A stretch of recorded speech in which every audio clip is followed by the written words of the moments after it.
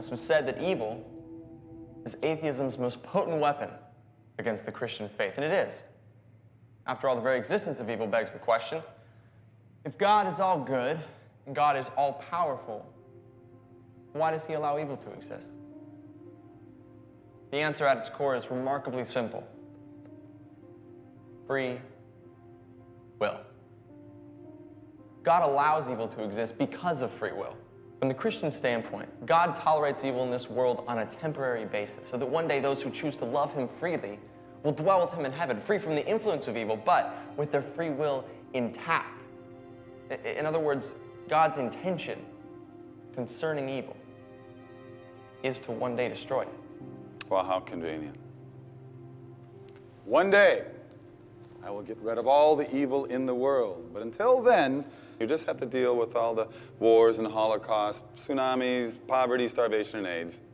Have a nice life. Next, you'll be lecturing us on moral absolutes. But why not? Professor Radisson, who's clearly an atheist, doesn't believe in moral absolutes, but his course syllabus says he plans to give us an exam during finals weeks. Now, I'm betting that if I manage to get an A in the exam by cheating, he'll suddenly start sounding like a Christian, insisting it's wrong to cheat, that I should have known that. And yet, what basis does he have? If my actions are calculated to help me succeed, then why shouldn't I perform them? For Christians, the fixed point of morality, what constitutes right and wrong, is a straight line that leads directly back to God. Oh, so you're saying that we need a God to be moral, that a moral atheist is an impossibility. No, but with no God, there's no real reason to be moral. I mean, there's not even a standard of what moral behavior is. For Christians, lying, cheating, stealing, in my example, stealing a grade I didn't earn, are forbidden. It's a form of theft. But if God does not exist, as Dostoevsky famously pointed out, if God does not exist, then everything is permissible.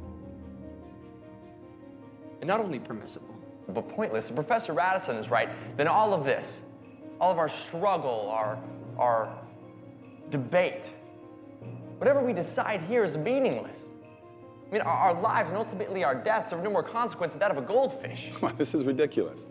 So after all your talk, you're saying that it all comes down to a choice. Believe or don't believe. That's right. That's all there is. That's all there's ever been. The only difference between your position and my position is that you take away their choice.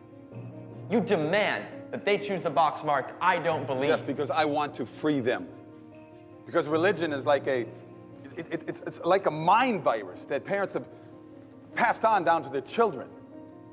And Christianity is the worst virus of all. It slowly creeps into our lives when we're weak or sick or helpless. So religion is like a disease? Yes. Yes, it infects everything. It's the enemy of reason. Reason? Professor, you left reason a long time ago. What you're teaching here isn't philosophy. It's not even atheism anymore. What you're teaching is anti-theism. It's not enough that you don't believe. You need all of us to not believe with you. Why don't you admit the truth? You just want to ensnare them in your primitive superstition. What I want is for them to make their own choice. That's what God wants. You have no idea how much I'm going to enjoy failing you. Yeah, but who are you really looking to fail, Professor? Me or God?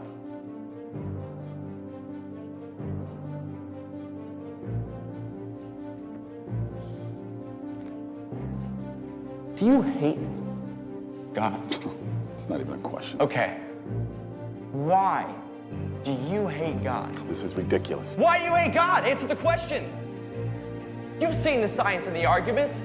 Science supports his existence. You know the truth. So why do you hate him? Why? It's a very simple question, Professor. Why do you hate God? Because he took everything away from me. Yes, I hate God. All I have for him is hate.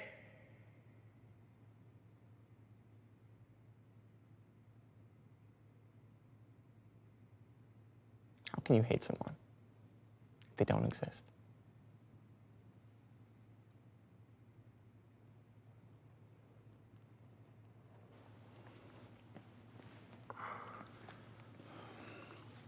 You've proven nothing. Maybe not.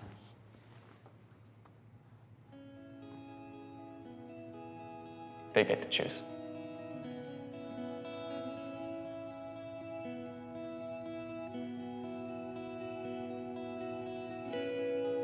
Is God dead?